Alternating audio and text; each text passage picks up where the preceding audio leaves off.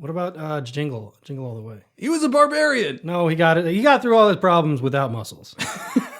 I don't think that's true, actually. I think that was the joke. He was like this huge dude. He couldn't do anything in the shopping montages. Soccer moms running past him like, I can't punch. Like, no, Arnold, you're in a mall. You're just trying to buy a toy. Jingle All the Way was a great movie. Yeah, we should watch that right now. Welcome to Monsters and Multiclass, your Dungeons & Dragons fix. I'm Kevin Odie. I'm Jared Bornigal. And I'm Will Milton. And we'll be hanging out with you for a while to talk about everything and anything D&D related. This week we're taking a look at the Barbarian Ranger multiclass, and then later on the Behir from the Monster Manual. So pull up a chair and stick around for a while.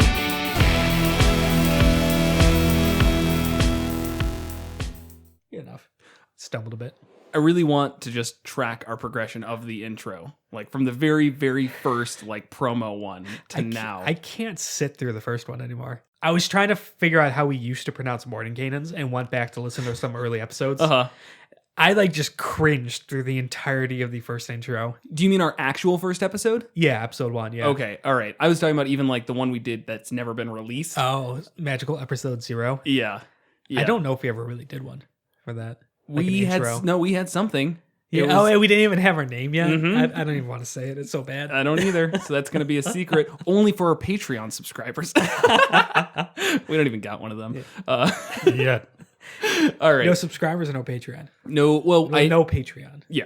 Yeah. At least no tiers to it. I set it up just because that's a whole different thing. Did nothing with it. Anyways, That's fine. who wants to talk about a multi-class, which is the Barbarian Ranger? So, Barbarian is the martial class that is centered around raging, which gives them some damage resistance, some extra damage, and they are just a beefcake that just keeps taking hits and keeps dealing them out. The Ranger is also a martial class. It's a half-caster, focuses on nature in some way, monster hunting, and being good at very specific things. Like going through terrains and hunting specific monsters. They're going to be a strength requirement on the barbarian side of 13. Ranger has 13 dex and 13 wisdom. So we've got 3 skills that need to be met, which is always a bit of a bummer, but that's all right. Let's see how they stack up. Kevin, first thoughts on this multiclass? I think this could actually be really solid. You're going to have to play the Ranger and not the stereotypical way. Like a dex-based ranged Ranger is not going to work with us. You need to be a melee strength Ranger, which is not what people at first think, but I've actually played that. It can be done. And then fold in a Barbarian into that, I think could be really great. Yeah, and then the 3 stats of strength, dex, and wisdom are not 3 stats to be bad at, especially for a Barbarian. It's true. So I think this could be a really solid one.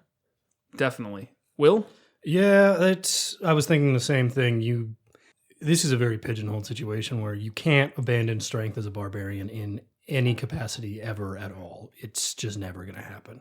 So, you're stuck with the strength ranger. I think the flavor goes pretty well. They both have their same kind of general origin, kind of on the fringes of society. Yeah. That same primal, natural spirit. Yeah, it makes a lot of sense to me. Yeah, I think that's the first thing that came to mind as well, is you just have to take the ranged aspect of a ranger and just throw that out, to be completely honest. You're losing basically everything from the barbarian class if you do anything ranged. It just has to be melee based. Yep. You might be able to try some finesse weapons, but I mean with throw javelins and stuff, but you're not getting the benefits of rage and you don't get your rage bonus from throwing a javelin, if I remember correctly. It is specifically a melee weapon attack. A melee strength weapon attack. I don't think it says strength.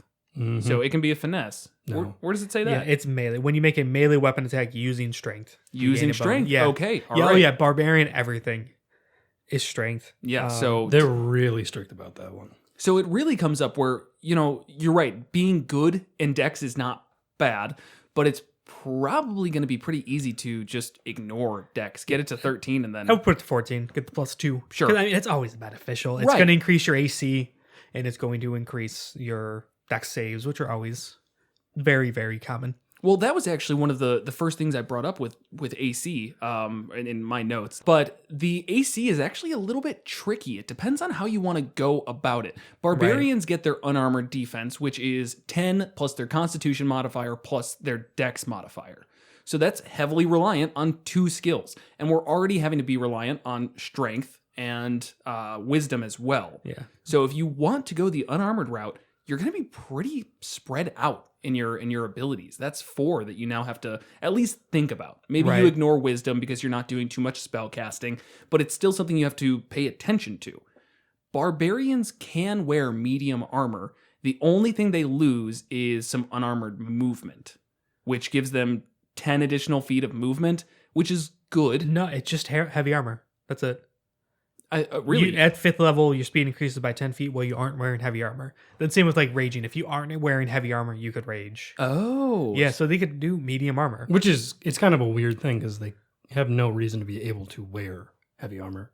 You'd have to go out of your way to get that. Yeah. Right.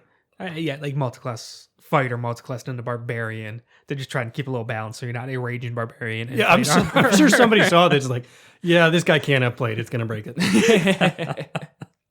But you can get to the same AC without it if you're going unarmored. But I think overall, wearing armor is probably going to end up a little bit better for you. Probably. Just because I'm thinking if you have your 14 dex and then 14 constitution, your armor would be 14. Right. Which is not really that good. Right. I mean, you could throw a shield on it. But you can always throw a shield on it. Right. There's like, it doesn't matter if you have armor, if you don't have armor, Right. you're allowed to have a shield. So it almost becomes not even part of the conversation. I would go with medium armor, and then with 14 dex was perfect for it because it caps at adding 14 to it. So you can get like 17 or 18 AC depending on if you want stealth or not. And then Rangers get a fighting style. Yes. And when you're looking at the Barbarian and what really meshes with that, you're a little bit limited. Their fighting style options are archery, which we already said, ranged weapons, kind of just throw them out. That gives you a +2 bonus to attack rolls made with a ranged weapon. Not worth it. You're a barbarian. Defense, that gives you a +1 to your AC if you're wearing armor. Right. That's great. Good. Yeah. So, but you have to go with that medium armor, which I honestly think is going to be your better bet. The other option is kind of going a different direction entirely and just ignoring the AC and maybe taking the dueling, which is when you are wielding a melee weapon in one hand and no other weapons, you gain a +2 bonus to damage rolls with that weapon. So in that case, you could really just kind of, maybe you go unarmored because you're just not worried about it, or you still can have the armor. It doesn't really matter. But you can focus more on just being a damage dealer. So it really actually kind of changes up. Damage dealer with some AC. Some AC. People smarter than us have done this math. I'm pretty sure it works out too. He wielding like a 2-handed weapon is still going to out damage a 1-handed weapon plus with the +2. Gotcha. I think. Right. So unfortunately, Rangers do not get the fighting style for the 2-handed weapon where you can reroll 1s and 2s, which sucks a little bit. So I would say probably take the defense one, give yourself +1 AC, and then wield like a great sword or a great axe or whatever. Guys, 2-weapon fighting. Come on. Oh, shit. I forgot about that. So why would 2-weapon? I don't really like 2-weapon fighting that much, to be honest. Explain what it does first. 2-weapon fighting, the biggest thing is any character, if they're holding an offhanded light weapon, they can make a bonus attack. That's an extra attack. But you don't get your damage bonus from whatever skill you're using. This is as a bonus action, correct? Yeah, that's 2-weapon fighting for everybody. Right. Now you can add your plus to strength to this attack. So we're adding another attack to the Barbarian. And the Barbarian also gets a flat bonus to every attack he makes while in raging. damage while raging. So that's a great addition. While raging, it's not that... There is an advantage to hitting 3 times with like one-handed axes versus 2 times with a greatsword. And that's the flat bonus. Especially if you get your stats really, really high, that 3 attacks is crazy. That's right. You're getting +5 each time. 15 for 3 attacks right there if you had +5 to your strength. Right. But then there is also the idea if you pick up a feat, Great Weapon Master, where you could do the -5 to your attack, +10 to damage. I hate that one. It might be, again, I don't remember what it came out to be. People have absolutely theory crafted this and have charts and tables and arguments about different things. So look them up. It's way outside the scope of what we're doing here. But if you want to be truly optimized, there are stuff out there. Otherwise, just pick what you kind of like. Great Weapon Master is going to be high risk, high reward. We're dueling with a shield and a one-handed weapon. You get is more gonna AC. Be, more but- AC, but okay damage. Or the two-handed weapon is going to be more consistent damage because you get to attack 3 times and add. So Which that's kind of not my approach to it. I don't Right. usually do it based on if you go the Great Weapon Master with the Great Weapon Master feat, your average damage output, assuming an AC 18 enemy, is 1.75 points per round greater than the next one down of Dueling. I stopped listening. What were you talking about? Yeah. Oh, you rolled 3 ones. 6. But no, I mean, that's what's nice. All of these fighting styles, that's 3 of the 4 fighting styles a ranger can choose from, all just really shape how you play your Barbarian Ranger multi-class, but none of them are particularly bad. Right. It's really just what you want to do. If you want to be the Raging Barbarian with 2 hand axes just whirling in there, great. Right. Go for it. If you want to be more of like using the Ranger side to kind of balance out the meatheadedness of a Barbarian, then go with the dueling, and maybe you're more like tactical than just run in there and start swinging. Right. So I think that's what I really liked about the fighting styles, is they actually complement very, very well. Which Right. they almost always do with the martial classes. It's but, the point of them, yeah. But, you know, again, it changes up the character, I think, a very good amount. Right. With also, if you go the dual wielding route, there's the feat. I forgot the exact name of it, like 2 weapon fighting or something like that, where basically one of the weapons does not, or not, the weapons do not have to have the light property. Which is kind of a big deal. Yeah. So Yeah. light property weapons are capped at a D6. So you can then like dual wield scimitars Could you or something. dual wield rapiers? Yeah. Ugh. I don't like it, but you can. I would do like scimitars or something, or like dual Yeah. wield long swords. That'd be cool. I think Or scimitars battle axe. aren't scimitars light, or no? I'm sorry. Oh, For some they reason, are. Yeah, no, You're we right. made it heavy for this campaign. You're right. Not Remember? heavy, but Well, not no, it light. was heavier. That's the flavor of your scimitar. well, that's Right. I forgot reflavored it. a Yeah, rapier. You're right.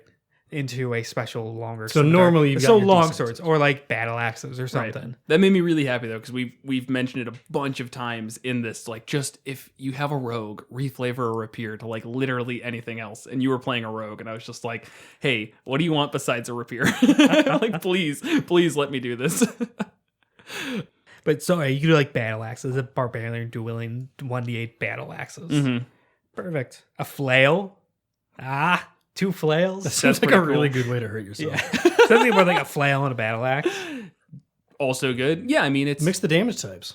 That comes up every now and then when you fight skeletons. One issue that I found right out the gate was Hunter's Mark.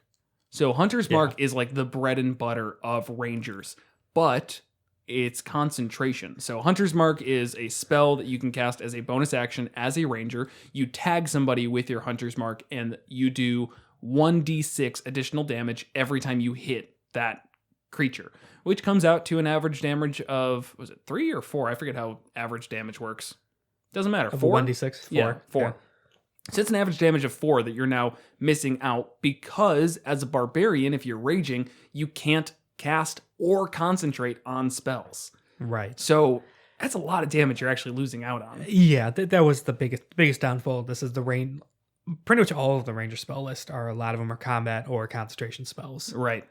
So it would be a little wasted. You have to be a little careful on it. That being said, though, if you're mainly a ranger and dip into barbarian, you get 2 or 3 rages a day based on how far you go into it. 2 at low levels. Yeah, like you're not going to do it every encounter. Well, So that's that's kind kinda of like do the that every trade-off. encounter. It's like if rage is a thing you want to do every encounter, go for it, because you've always got your backup spells.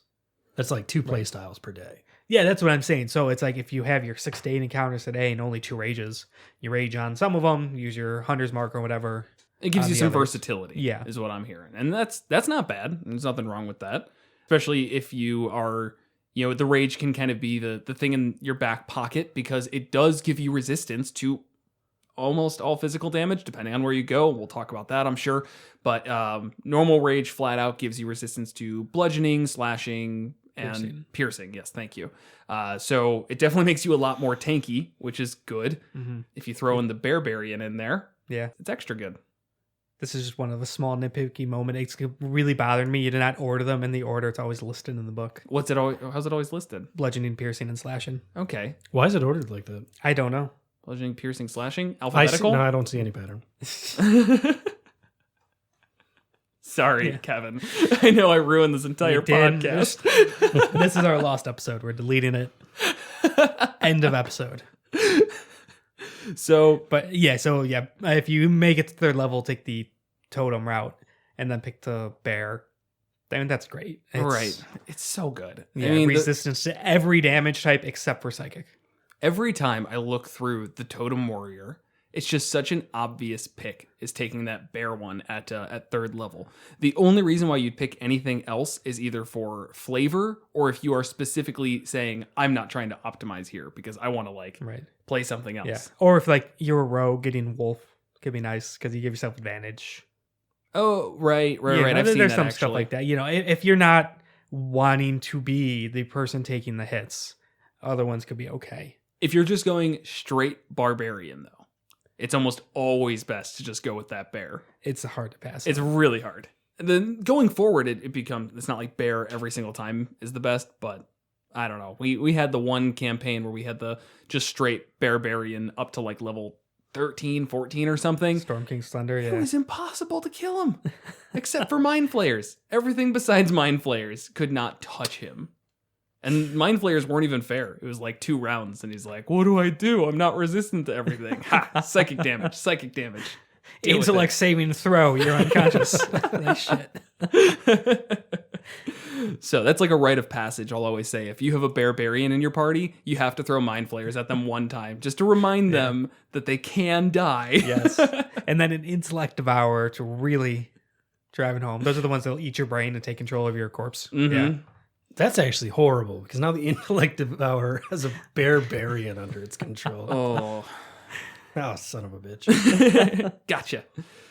So let's talk some roleplay. What makes sense here? I think there's a couple subclasses that really speak to me, but what are you guys thinking? I mean, really anything. It's almost the type of thing where you don't really need character moments to, I'm a ranger and now I've evolved into this barbarian. It's just kind of from the beginning, your personality and fighting style fits this and you just kind of grab them from both. I think there's some very, very obvious ones. And the biggest one, even mechanically, I like Hunter. But a Hunter is a very, very, very generic job title. Right. It happens to fit well with the mechanics of the Ranger. So there's no reason that you wouldn't be a tribal barbarian / hunter. That's just 2 skill sets you can pick up at once. So that's a really obvious one. Right. But I would argue that a barbarian and a horizon walker don't really have that same synergy. The Horizon Walker is I find portals to different dimensions and stop other material or other planes encroaching on mine, and I don't really think that one has the same. That's fair. Yeah. I mean, you can make it work, but How about your ancestral guardians assigned you to be the portal hunter to prove? Oh, see, so, you got to go with the weird ones, spiritual and the weird and weird, the double weird. yeah. I see that. I do like Ancestral Guardian. Oh, stop saying that. Why? You always say it so Ancestral. I said it right. Ancestral guardian. I said it right this time. God, Good that's job, a throwback Oni-chan. to episode 2 and 4 or something like that. It's just 3 fun and to 4, bring up at this point. I do one that I didn't think I would like at first, but ended up really gravitating towards is Gloom Stalker. So Gloom Stalker is specifically an Underdark type ranger. Darkest places in Earth, deep in the earth, and gloomy alleyways, and primeval forests, and whatever else. So primeval? Well, I can't pronounce. Yeah, okay. Yeah, you said it right. Okay, good. Right. You guys always give me weird looks. I think I should just get used to that. Yeah. So, I mean, I think that can go well with really any of the barbarian ones. If you Totem Warrior, not so much, because a lot of those ones are surface animals. But if you wanted to do the Ancestral Guardians, sure, why not? Berserker, that's an easy one. Berserker's really the easiest one for any of them, because it's just you're a barbarian and you're extra mad. But I liked the Gloom Stalker as a 3-level dip because of the Dread Ambusher, which is their good. Yeah, that's their 3rd level ability. You can give yourself a bonus to your initiative rolls equal to your wisdom modifier, which you at least have to put something in. It'll be at least +1. At the start of your first turn of each combat, your walking speed increases by 10 feet. If you take the attack action on that turn, you can make one additional weapon attack as part of that action, and if that attack hits, the target takes an extra 1d8 damage of the weapon's type. And you get dark vision, which can just be really nice, or increase your dark vision's range by 30 feet. And the whole thing of you just are hidden from things that rely on dark vision or are relying on dark vision. Yeah. As a 3-level dip, you're getting a lot. And on top of all of that, you get Disguise Self, which is a very good out-of-combat spell. And otherwise, Rangers at low levels just don't get any of those. Right. Any of the other third-level spells that you get, like for Horizon Walker, Protection from Evil and Good. That's a concentration spell and comes up seldomly. I think Monster Slayer gets one as well. Protection from Evil is good as well. It's just not. With the Barbarian, yeah, it's not really gonna... It's not that great. Disguise Self, I could see that coming up. Yeah, for sure. I kind of love the Umbral Sight with the Barbarian. The part where if somebody's relying on dark vision to see, you're invisible to them. Mm-hmm. So let's say you're level 17 Barbarian, Berserker, Totem, or like Zealot, one of like just the big scary ones that just go ape shit. 3 levels into this, and you're fighting somebody who could see in the dark and realize you're a human, you can't. So they like whoosh, snuff the lights. And now this huge, hulking, fucking tank of a person who's trying to kill you is just completely invisible. Yep, advantage on every single attack. Yeah. And that reminds me of Predator. So I like it even more. Yeah. The part where Arnold just covers himself in mud and he's like hidden to the Predator. No, It's not very similar, but that was a really cool scene. It would kind of be He's a sort of barbarian. more like the Barbarian Ranger is the Predator in this situation I don't know, man. because they turn invisible. No, but they rely on dark vision. They relied on heat. They vision. relied on heat. Yeah. Yeah, so now he like made himself invisible to things that relied on heat by covering himself in mud. Yeah. So he was the hulking barbarian. I think this works. He was a barbarian in a different movie, man. Fair. But isn't he a barbarian in every movie? No, that's... What about Jingle? Jingle All the Way. He was a barbarian. No, he got it. He got through all his problems without muscles. I don't think that's true, I actually. think that was the joke. He was like this huge dude. He couldn't do anything in the shopping montages. Soccer moms running past him like, I can't punch. Like, no, Arnold, you're in a mall. You're just trying to buy a toy. Jingle All the Way was a great movie. Yeah, we should watch that right now. I really liked the idea of Beastmaster and Totem Warrior just for flavor. Flavor, yeah. But It's of course, Beastmaster isn't that great. No. Maybe if you're going the Variant Ranger, I could see it working. How about you take your pet, like your dog or whatever, and you add like totems for it that are super mediocre. What do you mean? Yeah, so you like replace bear with totem of the dog, Oh, okay. and it like is like an ineffective alarm spell. or you get like well raging advantage on perception steps that rely on smell. Yeah, that's fucking great. Totem of the cat. You're really good at taking naps. Yeah, no one can interrupt your long rest. But yeah, as a as the player's handbook, Beastmaster probably would ignore it. But I think flavor wise works really well, and if you're using the variant, could probably work pretty well as well.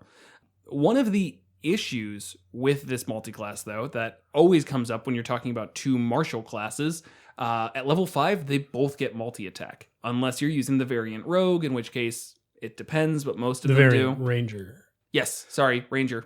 But every one that you'd want to take is Besides Yeah, the Beastmaster. all of them except Beastmaster get Right. multi-attack anyways. Yeah, Yep. So So overall, that becomes a, in my opinion, it's always really, really hard to justify going to 5th level and beyond in 2 martial classes.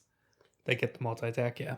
Yeah, so I can't think of a reason why you do it with this one, which does make Ranger a little hard to justify, as they're a half caster, and at 4th level, they have like barely any spells.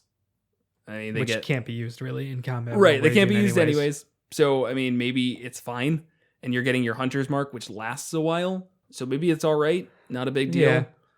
Yeah. So at 3rd level, you get 3 first level spells. So that's officially, as long as you don't lose concentration, 3 encounters you can use Hunter's Mark, and then 2 plus however many rages you end up getting encounters you can use Rage. It goes back to that idea of you've just got options of how you want to tackle this specific combat. But both of them kind of feel the same. You want to deal damage or do you want to deal damage? One does more damage, one's a little more tanky. Right. But I mean, that's fine. You just have options. Yeah. And you still get that Nothing wrong with fighting style. options. You get that favored enemy. You get that favored terrain or natural explorer. Oh yeah, that changes everything. It's great. I like it. I think my favorite is I'm gonna probably throw my head in the ring for Hunter Totem. Yeah. Just for mechanic wise. Mechanically and flavor wise, especially. Right. I think it's kind of generic, but I really like the idea and the combo. And Hunter, you get those martial abilities, and it's pretty obvious what choices you're going to want to make based off how you're doing, but you're like a slightly more technical axe monster. Right. And I think that I said that earlier, but I think the Ranger in general, adding that in adds a bit of depth to your Barbarian. It makes it so you have this more tactical side instead of just being, run in there and kill stuff. Right. Yeah, I do also like Hunter with Barbarian. Really almost any of them. Right. Hunter, even at 3rd level though, what's your first thing? Colossus Slayer, which is great, which is if they've taken any damage, you can do an extra 1d8 of damage on a single attack per turn. Giant Killer. That one's also good. It just feels a little situational. Because only when a large or larger creature within 5 feet of you misses you with an attack, you can use your reaction to immediately attack them. Yeah, I never loved that one too much. Colossus Slayer is always the one that immediately jumped out at me as the best. Because if something is below its max HP, when are things not below their max HP? Right. Literally one attack, and then you're getting a D8 in addition for the rest of it. Hordebreaker does make a good case for itself with the multi-weapon Barbarian flat increase. Because you get your extra attack. True. Yeah, it's once on each of your turns when you make a weapon attack, you can make another attack with the same weapon against a different creature that is within 5 feet of the original target. It's still within range.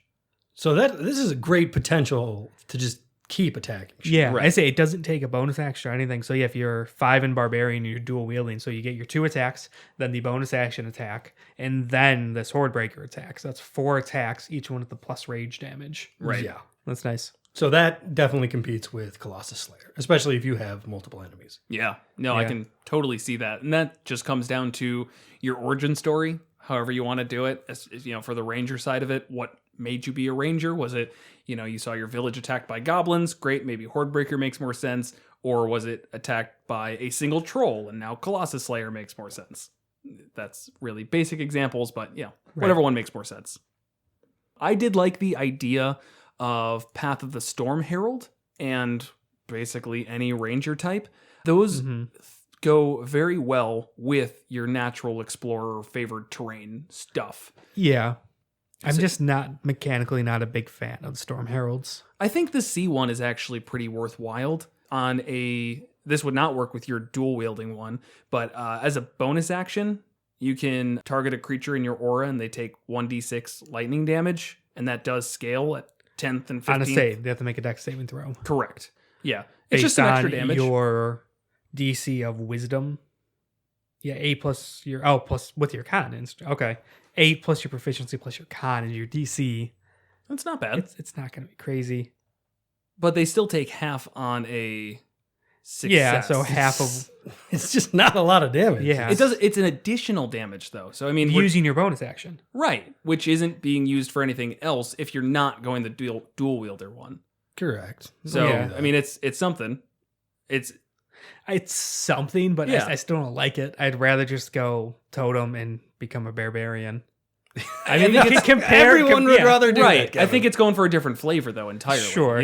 It's actually trying to focus on that terrain aspect of it instead of just how much damage you can deal. Yeah. So it's purely, you're right, it's not mechanically better, but if you like that flavor and you want to be very ingrained in wherever you came from, that land and that terrain, I think it works really well. Especially if you only go a little bit into Ranger, because one area where that starts to break off is that I think at level 6, you get another natural explorer area, or maybe at a different level. And if you're like, oh, I was raised in the desert and all I care about is the desert.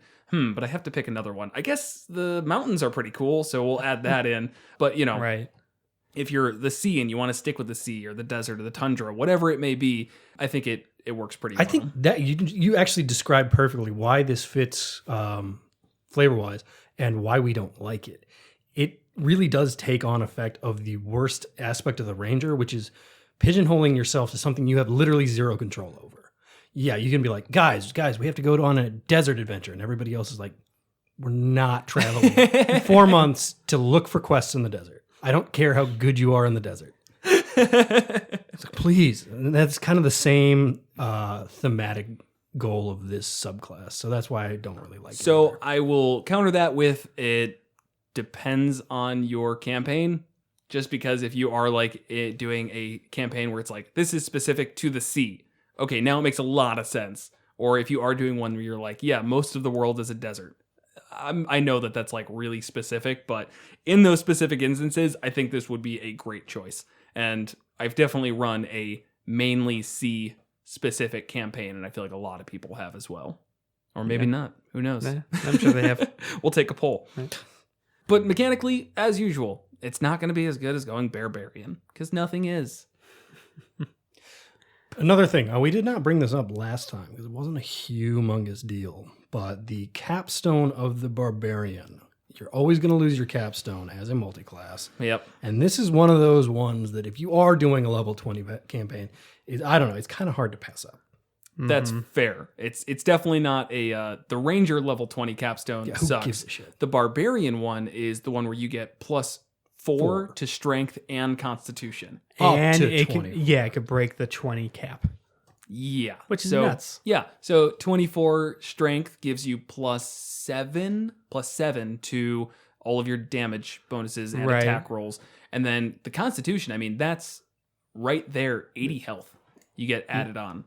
Because you're getting... No, I'm sorry. 40 health. 40 health. 40 health that you're getting tagged on at level 20. Plus, Right. That's a huge deal. It's like, Right. oh, now I have 40 more health. Right. Just And like- effectively, as a barbarian, effectively 80. Because if you're going Barbarian, you're resistant to everything besides psychic.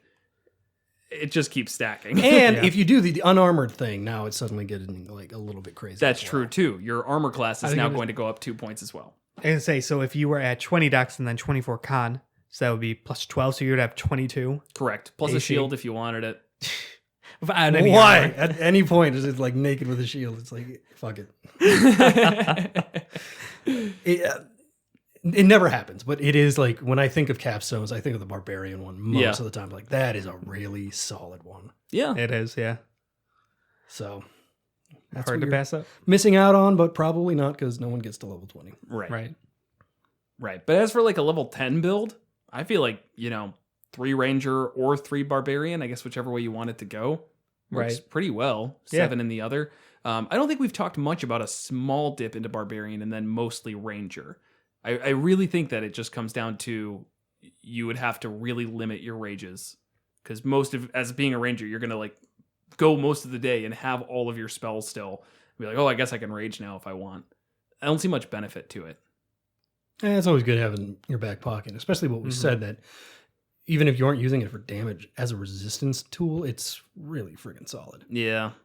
Having 2 Barbarian modes, even if you just use the resistances, that's really good. But then it sucks because then, like, when you are a higher level ranger, like, comboing your spells up is going to be pretty important, at least somewhat useful. Yeah. It'll be tough, but, I would side with Dip into Ranger is probably my favorite of this, but I think it could work either way. Yeah, even just 3 dip for Hunter and then getting Yeah. Colossus Slayer. I see the other way around, dip into Barbarian. Just because we've talked about previously, the Rangers at higher levels really fall off. So you're not losing a whole bunch, but you're standing to gain a decent amount, assuming you are a strength-based Ranger. So you Right. would have to kind of plan it from the beginning. Of course. I mean, it doesn't have to be like you got to 17 and now I'm taking 3 levels in Barbarian. No, yeah. But the WD Meldon bitterness bounce out of Ranger definitely comes into play here. Yeah, this fits as a bitterness bounce. Yeah. I just wouldn't want to play a Ranger for more than like 5 minutes. I still stand by it. Ranger is still one of my favorite classes. I really like Ranger. I mean, you can't say things like that because nobody believes that. It's just to make people mad. It's not. I think it's fun. I feel like every time there's a Ranger at the table, they have fun. I have fun. What's wrong with them? I'll say this. Well, the terrain's not very useful. Okay, make it useful. Stop being such a baby DM. You can rebalance the Ranger with broken feats. And I'm saying broken kind of facetiously. Like the crossbow expert really makes the Ranger shine. Right. It would make a fighter shine probably more, but it makes the Ranger competitive. Right. And you just got to add that little boost to them, and it's a fine class. Yeah. Or yeah, when I did the Strength Ranger, he was half orc, polearm. He had a polearm master and sentinel, and he was a ranger. And then I actually used Zephyr Strike more than Hunter's Mark. So basically, he was untouchable. He just kind of controlled the battlefield and ran around. Polearm, Sentinel.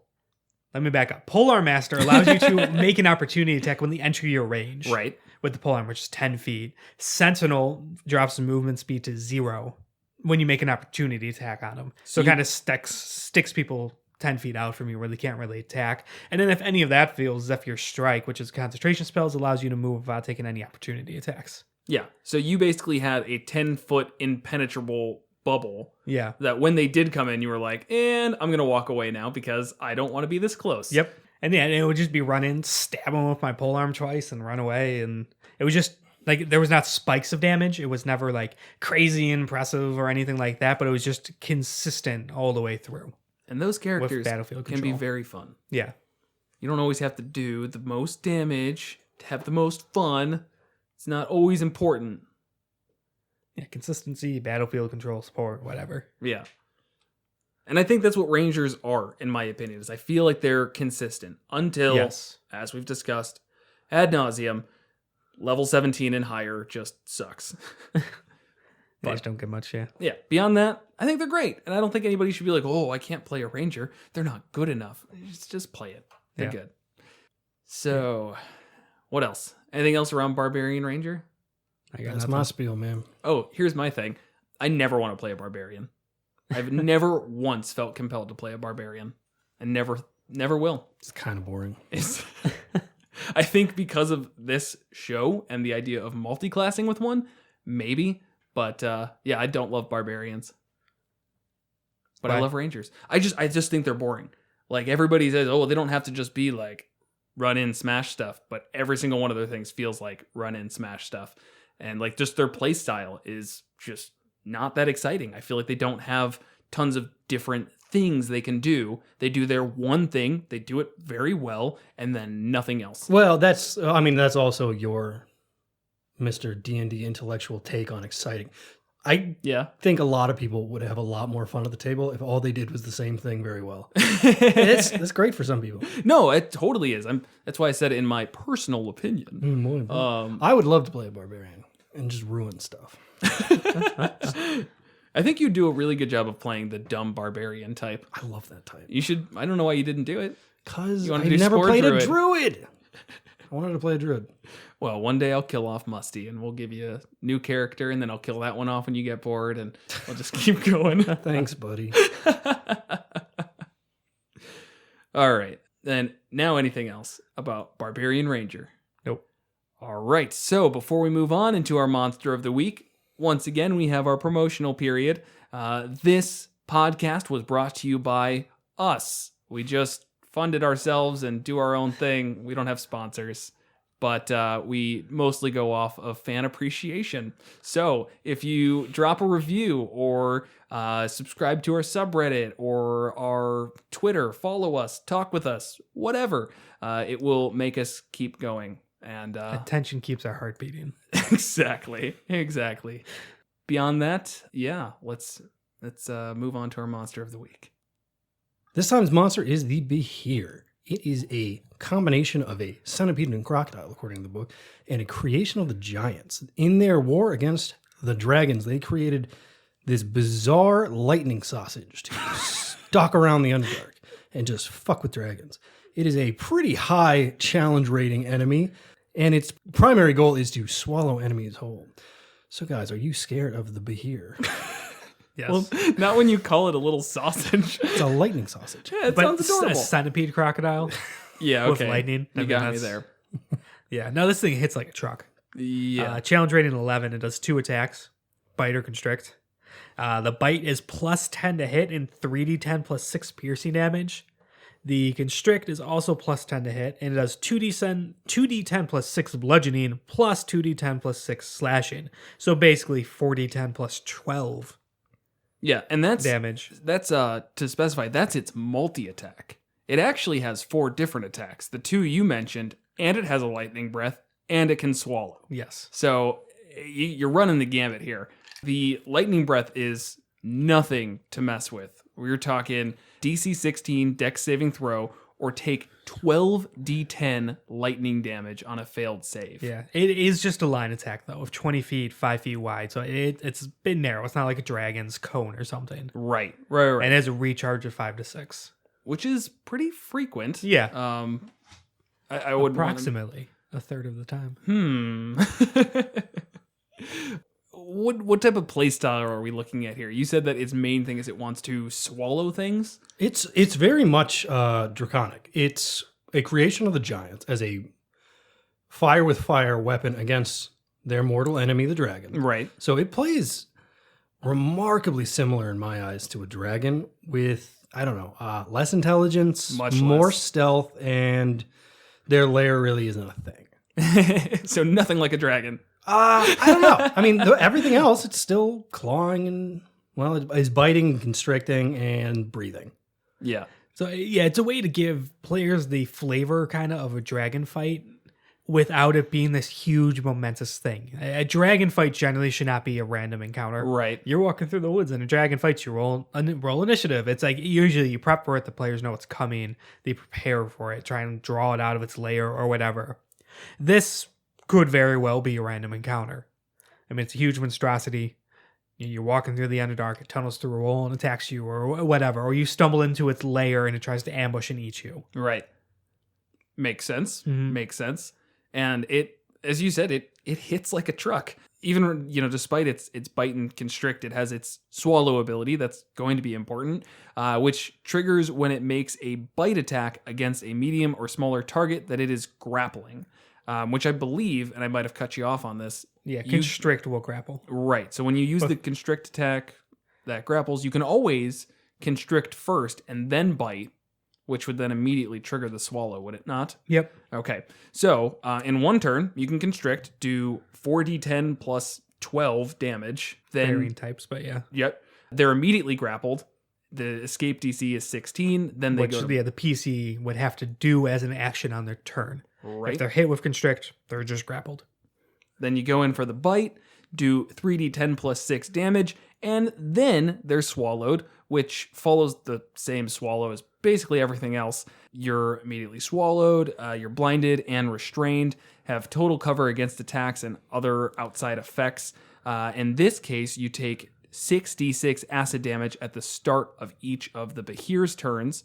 Can only have one creature swallowed at a time. The way to get out is dealing 30 damage or more in a single turn from the inside. So not just anyone doing 30 damage, the one internally. And then it still makes a DC 14 Constitution saving throw. If it beats a DC 14 con save, which is pretty low when it has +4 con, you're still swallowed. Right. So it's not just good at getting you Yeah. swallowed, it's also good at keeping the creature down. Yep. Also, if you're restrained, or if you are grappled from its constrict ability, you're also restrained. Meaning yeah. let's follow a bite attack to swallow you. It's got advantage. Yep. And if the bite attack hits while you are constricted, it's just an automatic swallow. So it's pretty likely, as long as that constrict hits. You have +10 to hit. Challenge rating 11. I would not want to get crit against that. It's 8d10. Oof. In theory as well, it could constrict, which once you're restrained, you have disadvantage on dexterity saving throws, or is it automatically fail? I think I can't remember. I'm pulling it up. Yep. Disadvantage on dexterity saving throws. Yeah. So you're giving disadvantage against its lightning breath as well. And it has immunity to lightning. So it could just yeah, it can just coil you up and then just like, boom. it's just like right in your face. Yep. Oh, that's a really screwed up image. And then it eats you. Yeah. Yeah, it kind of like cooks you with the lightning breath, and the next turn it eats you. Yeah. And that's just, it's the only issue you're going to run into is the fact that this thing is going to be fought by itself. So the curse of 5th edition is the action economy. This thing doesn't have legendary actions by any means. So a group of level 11s are going to kill this in 2 or 3 rounds. I mean, it would be a medium encounter. Right. But a group of level 7s or 8s, this is like a tough fight. That's like ranging into single attack kills. Right. With 66 average damage on that lightning breath. Or, I mean, these things, they have to be able to reproduce. Right. So you find a mating pair, you fight 2 of them, find one with offspring and there's kind of a weakened version. Or these could probably be minions of storm giants. Ooh. These would For like a really tough fucking fight. These would fit in the Drake role. The added Yeah. Drakes are like dragon guards that some people employ. This would be great for giants because the Yeah. giants never going to employ dragons to do No, yeah. So yeah, a bunch of storm giants with a Behir minion. I mean, that's a tough fight. Yeah. I don't even know the CR for storm giants, but it's up there. They're the top one. I mean, Yeah. they're top in the ordinine. I mean, Plus, they've got all their flavored ones. So, I mean, it goes as far as you want it. You could Right. have guard Behirs at some point with your high level campaign. Mm-hmm. So, yeah. Or maybe this thing has real small stuff, kind of like parasitic things. Sort of, I'm thinking like lamprey on sharks. That sort of thing. Just hang out with it, just beasts. Oh, okay. Just things to kind of throw as little. Yeah, little distractions, things like that. I don't know what would fit there. I don't either because the Yeah. little flavor text describes a named Behir eating 3 giants, 6 troglodytes, and a mind flare. 3 giant bats. Not 3 giant giants. bats. I'm sorry. 3 giant bats, 6 troglodytes, which are the nastiest things in the world. Yeah. And a mind flare, which I can't imagine is safe But to there's eat. plenty of room in my belly But for they're- you and your friends. So they'll eat literally Which anything. actually mechanically doesn't back it up because they can only swallow. It specifically says they can only have one creature swallow at a Well, time. actually, Lud the Behir, you can only swallow 1 at a time. Yeah. Oh, yes, and these things speak Draconic. They're not just beasts. They're monsters with an intelligence and the ability to speak. They are pretty Very low. low intelligence, though. 7. 7. I mean, that's just It's 1 less than my PC. just the yeah. dumbest of the dumb. But, you know, it's, I guess in the sense that I don't think this thing's going to be reasoned with in like oh, we can have a mutual trade here. Maybe we can go hunt for you and bring you food, but it doesn't have like, You already brought me food. it doesn't have, it doesn't have greater motives beyond food is what it seems like to me. Yeah. Serve the storm giants because they told you to and eat and reproduce. They're Yeah. not like Kill they're- dragons. Sure. I mean, you could bring that into the mix. I could see you being able to manipulate, allowing the party to manipulate one of these. They do have that just not intrinsic. What's the word? Instinctual? Sure. Hatred of dragons. Yep. Because that's what they were created for. Intrinsic. That's the word. Thank you. Yeah, instinctual wasn't right, but fit. So offering up information about dragons, or I hear rumors of dragons coming to, they're flying over here now to make their lair in this area. Would you like some information on that? Or even if not, like it really doesn't actually go into detail on these things' motives. We're kind of making assumptions based on what they give, but it's kind of a blank slate. The fact that they could speak and have an intelligence of 7 means that you can absolutely give them motives. Yeah. That's fair. That's fair. Maybe it's just to Like the one you guys ran into. right. Yeah, not so.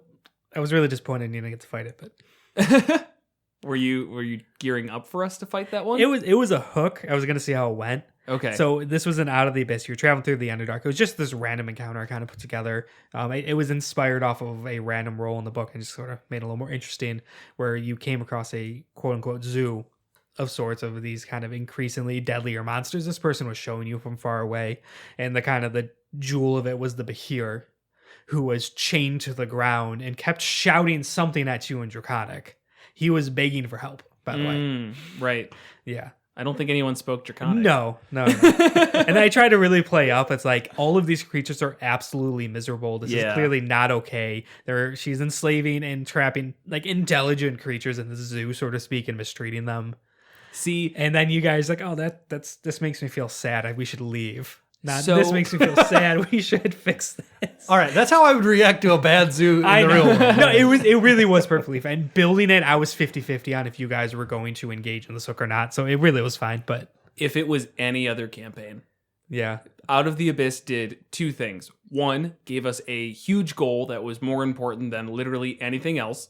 And two, made for the most bleak world possible in D&D. So it started to get to the point where it's like, oh, that's sad, but so is everything. Everything is sad down here. We can't fix all of the sadness. Let's fix the sadness that we're here to fix. Right. So I think know. it was a great hook. I honestly kind of figured that was like where things were leaning, but I mean, heck, what we're just going to take half a day and risk our lives when we have a greater purpose out there. It was good. It was cool. It was still fun, even if we didn't get Would to we have fight gotten it. eaten by that Behir? I was gonna play it by ear depending on how you set it free, how you handled the situation. Like if I just like flew over there and just like cut the chain, it probably would have ended poorly. Depends. If you tried to like make any attempt to talk to it or stuff, no. But Yeah. I don't know. Yeah. And then the zookeeper had this like. There's also the question. It was like a single dwarf. Mm-hmm. How'd she capture Behir? Yeah. Yeah, she sacrificed her partner in this. Like she poisoned the partner and then fed the poisoned partner to the Behir. Oh. Who then they already go into a very vulnerable, sluggish state after they eat. They're like snakes in that sense. Right. And then this one was poisoned, so she's completely unconscious. Was able to get chained down and all that. All of it wasted. Why did she sacrifice her partner instead of like, I don't know, any type of food? That seems messed up. She also wanted to get the partner out of the way. Oh, there you go. Yeah. See, that's She good wasn't a good DMing right person. there. Yeah. It doesn't matter if he had that prep beforehand. Somebody asked the question and he came up with an answer. Take notes, everyone. That's good stuff. Anyways. Yeah, I mean, this is a scary fight. I think it's always important to bring up the skill set. Perception +6. I don't know what you're going to do with that. Maybe it's just hard to sneak up on this guy. Yes. That's probably the main exactly thing. what it is. Stealth +7, which means it's going to be real good at sneaking up on you. Yep. That's pretty high. Yeah. And it's fast as hell. And it's fast as hell. 50-foot speed and climb speed of 40 feet. Yeah, and how it's moved is terrifying. So it has. I mean, yeah. it's like I said, it's kind of a long body of a snake with a bunch of legs. Steak. Yeah. Long steak. Delicious. Snake. Yeah, with a bunch of legs out of it, sort of like a centipede that was said earlier.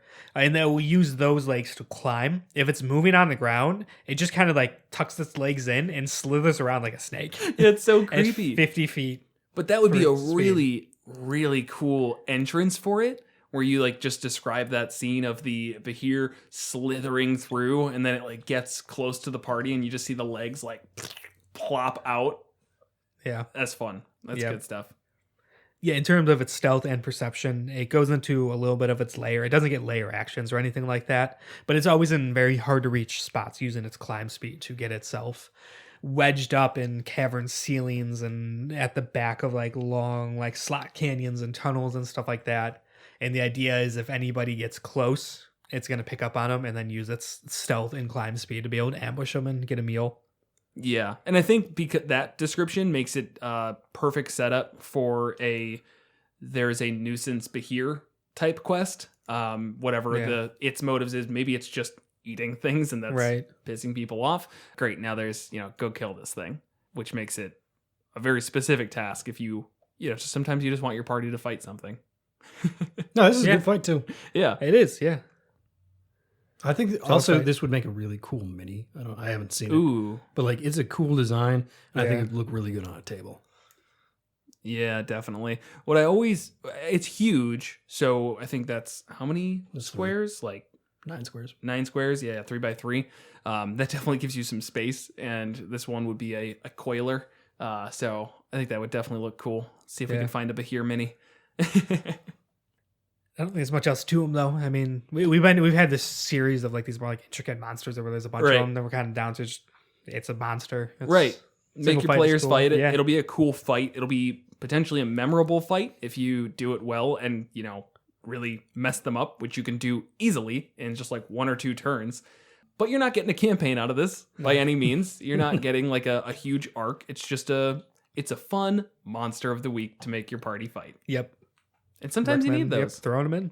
Challenge rating 11. If it's by itself, throw them against probably party level 7s. Yeah, I Or think it'd be. give them some minions. Just look through whatever makes sense. Maybe like Mephits. I think Meth there's heads? Mephits. I might be saying the name wrong. Where the different Mephits ones is for right. each elemental. Is there like a lightning Mephit? Storm method, maybe? Maybe. Yeah, I can see them just Probably. kind of hanging around. Like They just the gather Behir near. wouldn't want to eat it. Yeah, I don't think there's any calories in a method. Yeah. Like, Stuff like that. I think that's actually a really great one to throw because they just kind of hang out near whatever elemental thing. So that fits. Yeah. I'm not seeing a storm one. I see dust, smoke, steam. There might be one. Otherwise, just I don't know. flavor Yeah. it. They It does have all lightning the same damage. damn splits. Right. You just take the lava method and make it an electricity one, a lightning method. Right. Perfect. Or you get air. The air ones might kind of fit, or like an air elemental. I'm realizing there's no like lightning elemental, but there's air elementals, which kind of fits that. Right. You know. Yeah, that would definitely be cool. Good option there. Yeah. I really can't think of any other like leech type ones that would be around. Oozes, Really? maybe. I don't know. Just That's kind of oozes my, on my everything. default. Yeah. Because like nothing wants to eat an ooze. The Behir is not going to try and eat an ooze. Right. And the oozes are not going to be able to take out a Behir. But the Behir probably leaves behind scraps. That's kind of my thought. Okay. It maybe is a little bit of a stretch, but Maybe, but who cares? It's your Yeah. fight. You Yeah. make it whatever you want. right. If the players need justification, that's their problem. I don't know. You come up with why. I don't know. They were just there. I'm just the storyteller. I didn't make this world, man. All right. That's all I got. Any closing thoughts? None for me. Anything you want to tell our listeners that you guys have been holding out on for a while? I don't like Booming Blade. We didn't hold out. That was like Yeah. 20 minutes in It's an like episode. every single time Booming Blade comes up, one of you launches into a tirade on how you dislike Booming Blade. I've been You're thinking about not it. holding off. I've been thinking about it a lot lately. I'm just like, he always casts Booming Blade. in the current campaign. Yeah, It's it's like Embers. every time. Every Yeah. friggin' attack is Booming Blade. I'm like, yeah. That's what he does. I know, and I don't know why I don't like it. I just don't like it. That's how I feel too. But it's like there's nothing wrong. There was when we first started playing, there was a couple of times that like Scott looked over at me like, is everything he's doing okay? And I'm like, yes, it's fine. It's just really strong. About me, what Yeah, I'm doing? yeah, Oh, yeah. I didn't pick Well, up on 'cause that. you were running in, you were waiting. You were waiting until your owl came in, and then using him to get advantage, letting the One owl out of go it. Just sneak attack. sneak attack. Yeah. Sorry, using the owl's flyby ability so that it didn't provoke opportunity attacks. Using Booming Blade and then disengaging as a bonus action.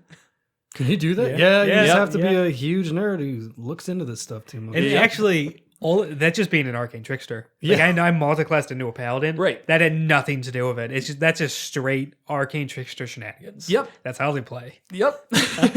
Though I think holding, you aren't able to bonus action after you do your held action, which you didn't. I don't know if you did that. The no, combination you made was impossible, but he does stuff similar to that Yeah. Right. every round. Right. Some form of it. And, it's just fine. I'm numb to it at this Right, point, yeah. where it's just like, oh, he's doing tons of damage. It's like, yes, that's why all of the orcs have +2 AC, and I tripled their health. Like, otherwise, these aren't Yeah. fun fights. I just balance around the it. damage is actually on par. Like with With a normal 5th level character, yeah, with like the ranger doing three 3 attacks. attacks, or the Eldritch Knight doing 2. So for the ranger doing 3 attacks, the one in our party right now, for him to get comparable levels of damage, he has to do sharpshooter, which is taking some negatives to it, -5 to each of their attacks. So No, I he think doesn't. If all three, if you take sharpshooter and all 3 hit, that's +30 damage. I understand that. I have yet to break 30 damage in my attacks. I mean, So what do you do? How many D8 on your booming? so if I have sneak attack, Uh-huh. so the weapon attack's a D8, then the booming blade adds a D8, so it's 2D8, and then the sneak attack at the level I'm at is 2D6. Right. So it's 2D8 plus 2D6 plus 5. Right. And then I think It's so- one time you smite it on top of that. Yeah, I could smite as the paladin, and Right, it which was is using a 2D8. resource. Yeah, Which is fine. there's a limit, like 3 times a day I can do it. I don't Right. have many spell slots. So it comes out, ignoring smites, it comes out a bit higher than the rest of them, but it's all or nothing. Yep. I do all that damage or I do literally nothing, where they hit spread it out over 2 or 3 attacks. So it's more risky. I think it's actually really well balanced. I'm not bothered by it at all. I'm just saying it's very obviously optimized, but that's not necessarily a bad thing. I'm not here to shoot down optimization. I'm just here to say that if I threw a standard, challenge rating appropriate encounter at you guys, you'd be like, well, this isn't fun. You want to be optimized so that you can fight bigger, badder stuff. Right. That's just how it works. Yeah. And as we've talked about plenty of times before, the DM's always in this not weird spot, but just they're in this spot where if things get too easy, you make it harder. I have no limit on how hard I can make it. There's a reason I haven't thrown an ancient dragon at you guys, because that would be too hard. There's also a reason why I haven't made you fight 3 goblins in a fight, because that's too easy. Right. It's all it comes down to. Go ahead and make your character as great as you want, as long as everyone's having fun. That's all that matters. Yep. And Will's not having fun because I don't like anything. And also my optimized character, he has a backstory, he has a personality, there's justifications for it all. It's not just a stat block. Yeah, I think that's the most alienating thing about an optimized character is when the person optimizing it isn't there to roleplay at all. They're there for big numbers and playing it like a video game. Yeah. That's not fun for the table. And we've had that person before who went like a triple multi-class, and Oh yeah. it just like, it's like, well, what is your character? And they're like, nothing. It's like, why do you have the lucky feet? Because, or no, they were just a halfling. Yeah. Either way, it was just like total bullshit, over the top, min-maxing munchkin. With no justification for it, None. no attempt to roleplay. Nope. Yeah. Just I'm these 3 It's like- things. So, and there are tables that would be great at. Ours was not one of them. We were a table of people who enjoy role playing and doing all that, Right. in addition to optimizing. Yes. But Yes. how do we get from the Behir to this? I don't He like didn't Booming like Booming Blade. Blade. Oh yeah. Okay. And nobody really cares about what we talk about. We're just here to ramble. I've assumed. I don't know. All right. Well, my position on Booming Blade hasn't changed. But How have you liked Spore Druid, Will? it's all right. I'm a little excited for my next ability. Which is when? That's level 6. Okay. Is everyone ready to level up yet? I'm getting pretty ready. Good. I think a few solid more encounters and we're like, I'm going to be bored. Okay, good. Very good. That's where I want to put it. I saw a poll recently that was like, how long should it take a character to get from level 1 to level 20? People were like, it should be about a year. I was like, that's ridiculous. We, like, at the rate we're going right now, it's been 10 sessions. You guys have been level 5. It's like probably going to be a couple more if I'm being honest. Yeah. But I'm really playing into that. When we were doing Out of the Abyss, we had that period where we were out of the abyss and level 7 for like 2 months or something, 3 months almost. And I loved it. I really enjoyed being like getting to know my class instead of just this rapid like whiplash of level ups. Yeah. So I just got to dangle it in front of you guys where Yeah. it's like, you want it, but you never want to feel like you don't want to level up. Right. Yeah, no, I'm good with it all. It was the only thing. This was my fault. I pre-made my character before joining the campaign at level 6, Right. And then we're coming in. It's like, yeah, we're still level 5. I had to de-level him. And like, that's just the baby. worst feeling. My oath of vengeance. Exactly. Yeah. My vow of enmity. My hunter's mark. My extra land hands. Yeah, I'm okay with that. You're never leveling up, actually. It is somewhat tempting to just keep taking rogue slots, though. Rogues are just consistently great. Yeah, they're something, all right. Yeah. All right, that's enough of that. We'll let you all go. Class dismissed. Join us next week. Yep. Thanks for listening. Oh, I was really trying to do it at the same time. You never want to do that. All right. Thanks for All listening. right, for real this time. All right. 3, 2, 1. Thanks for listening. Will, you forgot? You know what? Just end it. I don't really do that. Oh yeah, next time. So next time is the Bard Monk and Okay. Beholders. The bonk. We're holders. We didn't do Bard Monk. The bonk sounds ridiculously familiar. It wasn't. Okay. One of Feel these free to check days, again. we are going to do an An episode entire again. episode. Like half of it's going to, we didn't do this? No, it doesn't say so on the spreadsheet. We should re-release Like it. though. 3 Reddit comments. Hey, you guys already did that. That would be hilarious, though. And of course, being us and being total idiots, we would completely contradict our last time. Next time on Monsters and Multiclass. join us next time as we discuss the Bard Monk multiclass and the Beholders from the Monster Manual and Volo's Guide to Monsters.